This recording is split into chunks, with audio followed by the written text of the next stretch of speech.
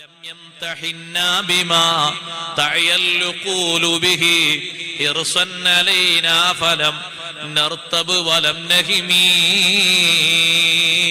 അതുകൊണ്ട് നമ്മളോട് ഏറ്റവും വലിയ താല്പര്യം നമ്മൾ സ്വർഗത്തിലെത്തണമെന്നുള്ള താല്പര്യം, നമ്മൾ ഏറ്റവും മുൻപന്തിയിലെത്തണമെന്നുള്ള താല്പര്യം. ലോകത്ത് കഴിഞ്ഞുപോയ ഉമ്മത്തിനേക്കാളും ആയുസ് നമുക്ക് കുറവാണെങ്കിലും നമ്മൾ അവരൊക്കെ മുൻപന്തിയിലെത്തണമെന്ന താല്പര്യം അള്ളാഹുവിന്റെ റസൂലിനാണ്. ബിൽ മുഅ്മിനീന റഊഫുർ റഹീം. വിശ്വാസികളോട് വല്ലാത്ത വാത്സല്യമുള്ള നേതാവ്, അവരോട് വല്ലാത്ത കാരുണ്യമുള്ള നേതാവ്, മുഅ്മിനായ മനുഷ്യന് ഏറ്റവും വലിയ സ്നേഹം നൽകിയ നേതാവ്, ഒരു മുഅ്മിനിന് ഇത്ര ബഹുമാനം നൽകിയ നേതാവ് വേറെയുണ്ടോ? വിശ്വാസികളോട് ഇത്ര വാത്സല്യമുള്ളത് ആർക്കാണ്? ഈമാനുള്ള മനുഷ്യനാണോ അവൻ ഏറ്റവും വലിയ ബഹുമാനം നൽകിയത്? അഷ്റഫുൽ ഖൽഖ് മുഹമ്മദുർ റസൂലുള്ളാഹി സ്വല്ലല്ലാഹു അലൈഹി വസല്ലമ തങ്ങളാണ്.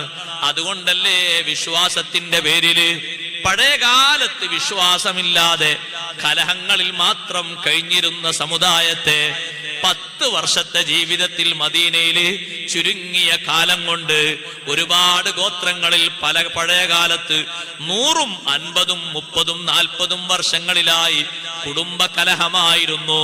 ഈമാനിന്റെ പേരിൽ അവരെ കോർത്തിണക്കിയിട്ട് തീരെ അസ്വാരസ്യങ്ങളില്ലാതെ കലഹങ്ങളില്ലാതെ ഒരൊറ്റ മനസ്സുകൊണ്ട് അവരെ ഇണക്കിയെടുത്തത് ബിൽ മുഅ്മിനീന റഊഫുർ റഹീം.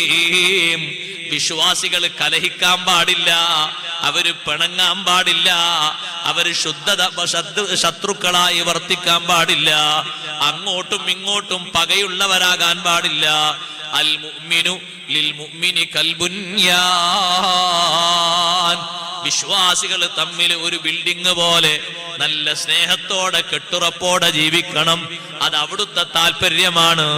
ആ നിലയ്ക്ക് വിശ്വാസികൾക്ക് റഅഫത്തും റഹ്മത്തും നബി സല്ലല്ലാഹു അലൈഹി വസല്ലമ തങ്ങളുടെ സംഭാവനയാണ്. ഇങ്ങനെ സ്നേഹമുള്ള ഒരു നേതാവിനെ നമ്മൾ അതിരറ്റ് സ്നേഹിക്കണം, നന്നായി വാഴ്ത്തണം, കൂടുതൽ കൂടുതൽ അനുഭവിച്ച് പഠിക്കണം, പഠനമാർഗങ്ങൾ തുടർന്നുകൊണ്ടിരിക്കണം. അല്ലാഹു നമുക്കതിന് തൗഫീഖ് നൽകട്ടെ.